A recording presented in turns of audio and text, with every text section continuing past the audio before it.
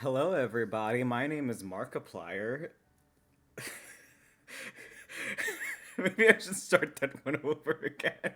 Hi, fellow weebs. It is I, Fafnir, back here again with another, quick little discussion about a Honkai character that I know too much about. Kind of going into the lore, the character design, like the aesthetic design, and sort of how they play. Since Jade's gameplay is so simple, though, I'm probably just gonna talk about the something else other than the gameplay because there isn't really much to say about how Jade plays. I think that a lot of things about Jade's character is like really overlooked. Namely, the fact that people are like, "Oh my god, she's such a bad person," and that's why I don't like her. And to that, I say, you guys are cowards. And what? And she looked good doing it. That is, I support women's wrongs so much, it's embarrassing. I don't know. It's to me, it's actually hard to tell if Jade is evil or not because we just do not know enough about her. Like, her lore and looking into it was so interesting because I feel like with most characters, at least from what I've seen so far, when you're looking into their lore, you get a little glimpse into their past. Like, you get an idea of like extra context, like Dr. Ratio. It's about like how he had all these struggles with trying to get into the Genius Society and how he's got all these accolades and all of that. With Adventuring, you get the stuff that happened for him to become a Stoneheart. Stuff like that. Like, you get a little bit of extra context for who they are as a person, just through, like, background, specifically. Jade does not have that. Jade just has, like, some extra deals that she's had in the past. Like, it just kind of goes over, like, there was this one guy that wanted to save his planet, so he basically like gave it away as collateral, and then it was owned by the IPC because she didn't have anything she did wanted to do with it. There was another one that wanted like eternal beauty, and that was in exchange for her memories, but she kept forgetting that that was how she got there. So every time she came back with Jade for different stuff, she kept losing more and more and more memories because that's what was the most value to her. What I think is so interesting about Jade and the reason why I think we should stop and consider whether or not Jade is truly a bad person is that Jade is extremely transparent with her deals, and B is just like she doesn't really get things at what she personally wants. With the Bana Jade exchange, she asks you for collateral for what is most personally valuable to you specifically, which some people might see as a certain extra level of psychopath, which I do not blame them for that. To an extent, I 100% agree with you. But I think that's just a really interesting thing to stop and consider, because I feel like a genuinely shitty person would be like, what is most beneficial to me? What do I want the most out of this person? What is something that I would personally consider of equal value? And because the fact that it is her asking that question, it is pretty subjective. And again, completely understand why people think she's a shit person. It's a shitty thing to do to people. If you have the power to help them and you're choosing to make it conditional, that is it's pretty obviously a bad thing for you to do. That's not something that I'm going to ever debate, because I believe that everything should be free forever. I just think that it's a really interesting aspect of her character that people sort of take for granted, I guess is the best way to put it. I think that that's just a really interesting thing to do with a character like that. I have a lot of questions about, like, again, when the fuck did she start doing this? Because it doesn't tell you when she joined the IPC. It doesn't tell you how she got the abilities to basically, like, make the impossible possible, it feels like a lot of the time. Some people might actually see her as a bit of a charlatan in that sense, because there was the whole thing with Firefly wanting to go to her, and Firefly was like, I want you to cure this, and I will give you literally anything in the world forever. And there are like two sides to that Jade is just like, there's nothing that you could possibly give me that would be more valuable than your life, because that's basically what I would be giving you, is the ability to continue living. And that is Firefly's main thing. Like, she adores life and being alive, and that's why she's so upset with her entropy loss syndrome, is because she wants to be able to live her life to the fullest and experience as much of the world as possible. So Jade understands that if she did take everything that Firefly owned, it just would not equate to much because the fact that she's just a Stellaron hunter, and, you know, from what I remember, Firefly was talking, I might be remembering incorrectly, but from what I remember, from what Firefly was saying, she basically already lives her life in a hospital room. Like, she doesn't have anything else but her trying to survive and cure her disease. So, ergo, there is nothing that could possibly equate to the value of finally being able to escape that hospital room that would be valuable to her, except for, you know, being indebted to the IPC, perhaps, which is something that Jade could obviously do and has done for people in the past. So that isn't something that is out of the realm of possibility for her, but she also seems to understand that that would go directly against Firefly's best interests in terms of taking this deal. So that's why she's like, yeah, I'm not gonna do this to you. And Firefly reasonably is like, then I think you're full of shit. I don't think you can actually do this for me.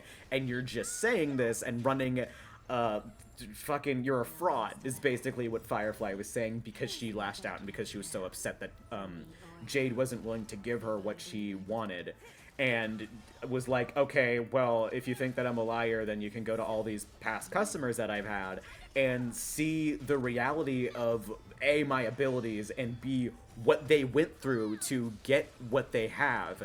And it is genuinely an extremely high and extremely personal price.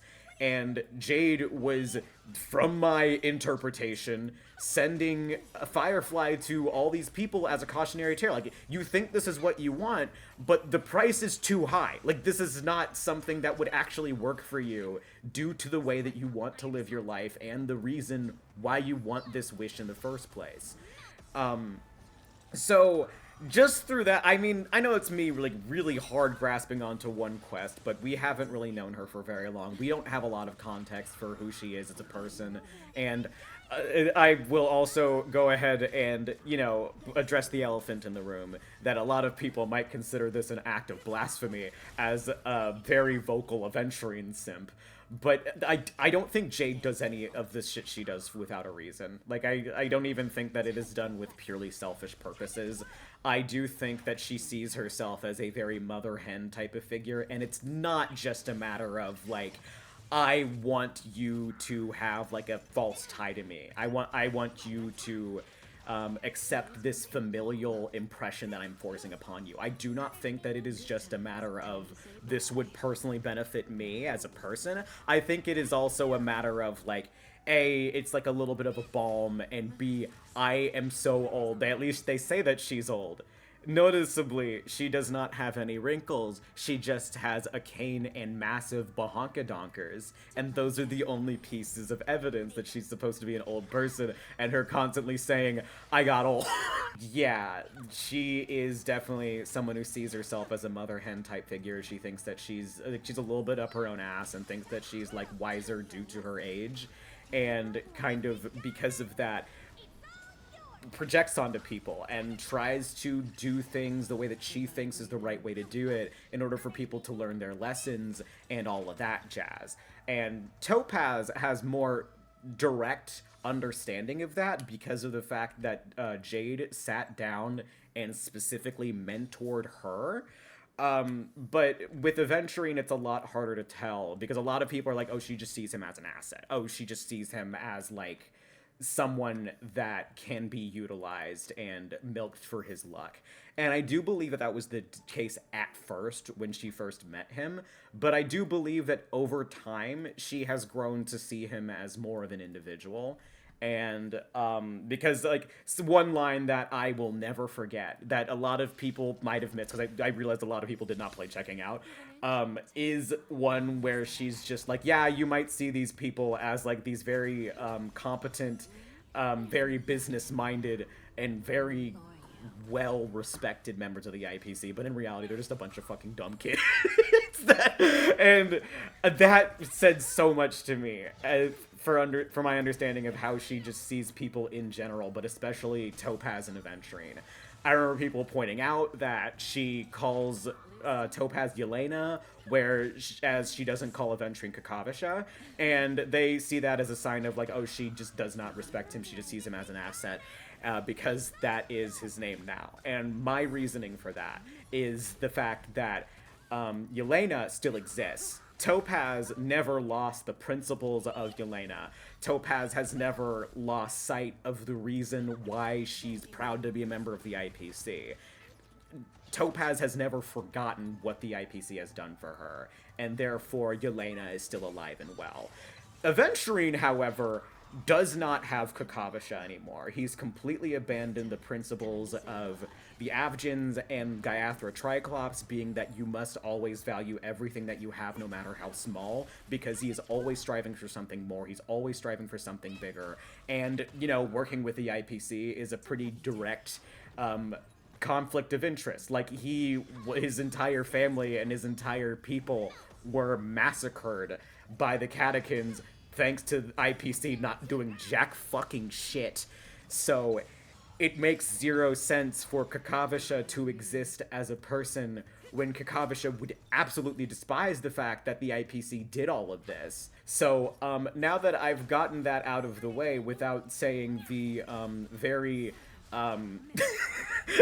I'll just... Okay, you know what? This channel is my channel. I don't fucking yield to the whims of anybody. I feel like it might be... I might be either under or over-exaggerating, but I feel like a good, like, 20 to 30% of people that do not like Jade... Like, okay, there's a multiple reason to like Jade. A, she's a bad person. Like, on the surface, she feels like a bad person. But if you stop and think about it, it's like, no, she's like... I consider her relatively morally complex. But I will say the elephant in the room, that is, if Jade was a man, people would be treating her very differently. People would be like, and he looked good doing it. I'm not going to say that's everyone. Absolutely not saying that that's everyone. But I will just go ahead and make it clear that I do feel like at least some people are dislike Jade from, like, an internalized misogyny that they just aren't acknowledging. If that isn't the case, I will completely admit that there's a very good chance that I am just flat out incorrect about that. But that is just my gut feeling sometimes. The other reason that people do not like Jade, a very cut and butter smooth transition here. Like, another reason, aside from her just being a bad person or just, you know, just not being your cup of tea. Like, there's obviously just a matter of, like, yeah, I do not like characters of this archetype of being, like, really milfy and mysterious and, like, or just, there's nothing wrong with her, I don't like her. Like, that's just, like, you don't need a reason to dislike a character. You never need a reason to like or dislike anything. I don't like her design. There is not, I think, I promise you, I'm trying so hard to find a character that is not a 4-star that I like the design of. I like Aventurine's design in terms of 5 stars. Let me look at the other 5 stars I have. I don't have a lot. But yeah, Jade's design, I'm not really a big fan of. And Jade's design infuriates me in that sense because I feel like Jade, in so many ways, comes so close to being good. Like, I feel like they're trying to do the same thing that they did with Serval, which is the worst fucking design in the entire game, in my opinion, where there's supposed to be this hard divide between her being, like, the rock and roll person and the former Bellabog engineer. And that is a cool concept, but the way that it's delivered is something that I find to be so grossly hideous. A lot of people, from my understanding, think that Asta has the worst design in the game, and I agree with them that it's absolutely doo-doo dog shit, but Serval's, to me, is such an actual eyesore that it's the worst design to me. But that's not who I'm talking about today. But yeah, it has, like, that hard divide, and Jade also has that hard divide between, like, hard and soft. And I think the intent, and, you know, going partially into, like, the whole mother hen thing that I feel like she gives herself, is that this side is definitely more sleek business IPC focused, and this other side is like very soft, but doesn't really have a lot going for it. Like there are so many elements of this that I like. I love the train. I love the print. I think like Hawkeye needs more prints like this because the print on her dress is gorgeous. The print on the other part of the dress, the IPC element of the dress, is fucking gorgeous.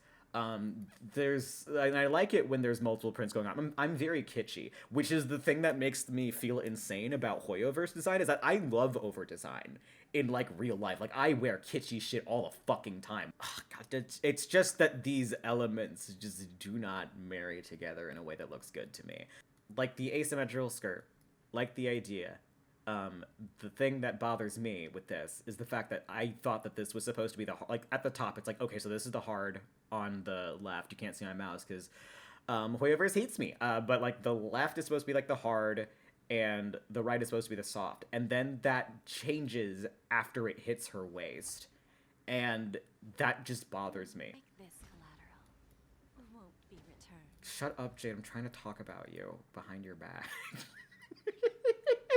So yeah, there's a hard and soft intent here, but they change it halfway while still having this soft color palette with this hard color palette, and it's just confusing to me a little bit. I think this train is beautiful too. I think that it's the best, and it's a very iconic part of her outfit. It's super striking, and I think that's super gorgeous too, and it lends to the elegance that she's supposed to have and the way that she carries herself. And I think that's really, really nice. I really like that. But again, it's just like fashion, from a fashion designer perspective, I think that this is a little bit annoying to look at because there's so many elements that work individually, but I don't like the way that they're paired together. Like these sleeves are also amazing. I love a good divided sleeve like this. I love I don't remember what the sleeve type is called, but I love sleeves that work like this, that are like half, that they aren't all the way. I think the zipper is confusing to me. Like, I don't understand how that's supposed to work. I'm sorry, cosplayers.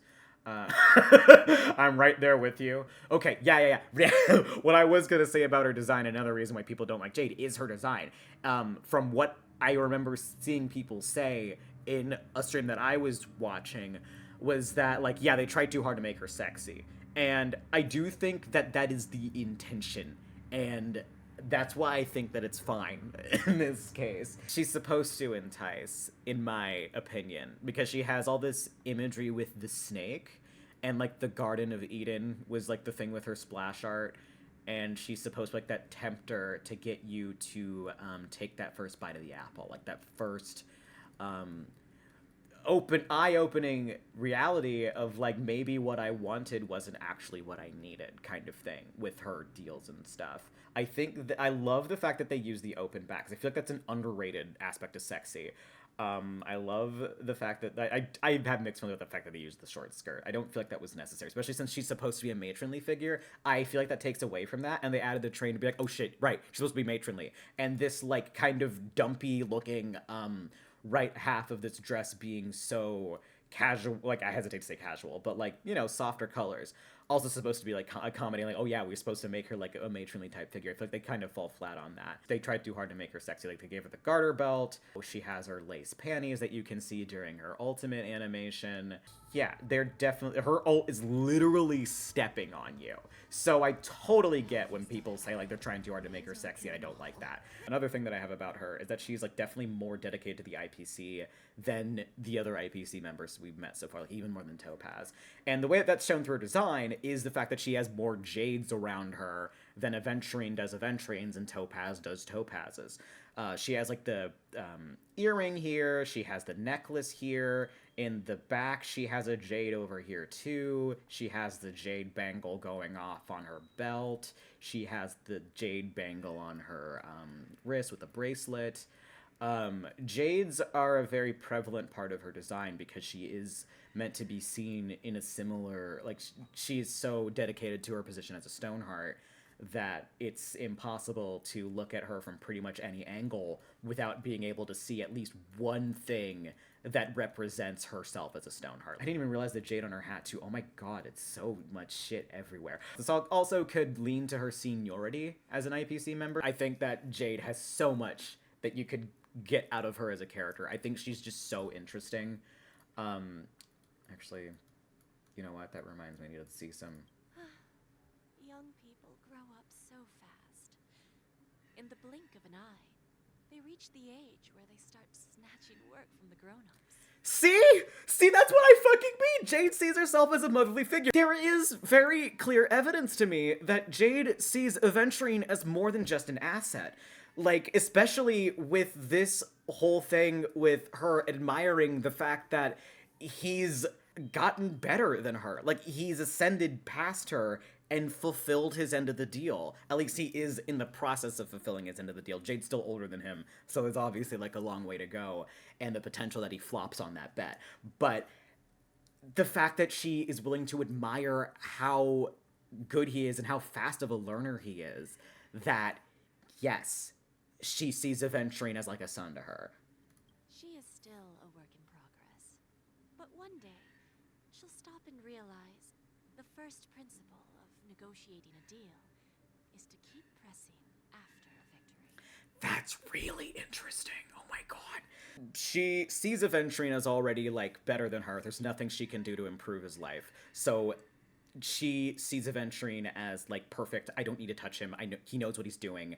I'm going to vouch for him because I know that he's good. And Topaz is like, she's still learning. She could still be better. She still needs to understand how far she can go. And that does show itself in the story a little bit when they have that whole talk with Odie that everyone probably spaced out on because that was really dry. But yeah, Topaz looks up to her, and the reason for that is because Jade knows that Topaz is not quite there yet. And Topaz knows that she's not quite there yet. That's Sunday. What the fuck do you mean you don't got that line voiced yet? That's enough. Oh my god, I did not go over Sunday even. Oh, I didn't even touch Sunday. How did I miss Sunday? Ah! Sunday and Jade's deal is so fucking, like, I'm so curious about. I so desperately want to know more about it because Sunday is just like, well, I'm free. How did you get free? I don't know. Jade just said that she'd let me go. Sunday's another example of the fact that I think Jade just wants people to learn through their mistakes. Like, she just wants to facilitate those mistakes sometimes, which sucks doo-doo ass, but she wants people to do that self-discovery no matter how many hardships they have to face. The world is fair. He must be prepared to lose however much he desires to gain, because Sunday thinks the world is unfair and unjust because of the fact that unnecessary pain happens, and she sees that. And she wants him to learn that, no, actually, there are some things in this world that are worth preserving. And it just is a matter of how much incentive you have to learn those things, which was pretty transparently her motivation for why she let Sunday go. And I promise that she's a really interesting person that is not... Jade did nothing wrong! What kind of schemes are lurking behind those pretty eyes? I always interpreted this as I'm just playing along. Like, I know what you like to do, so I'm just, like, playing along with your bit, is, like, the tone that this communicates to me. Because, you know, the Avgins and Gaiathra Triclops have that whole part of the prayer being, may your schemes be forever concealed. And she seemed to know that when she was making that deal with Aventurine. So she was absolutely playing along with that idea. And she's kind of encouraging the things that he enjoys about his job and the permission that he's allowed to have fun whenever he's doing shit. And I don't know, I just think that, man, Jade's cool. I fucking love Jade. I think more people need to realize that. I think people need to step back and look at Jade as more than just White Ursula. Granted, I only saw her as White Ursula before, but to be fair, when I got her, I was still in Bellabog. I did not know jack fuck all. I was just like, hot lady, big booby titty huge fuck. But yeah, that's it, finally. Bye.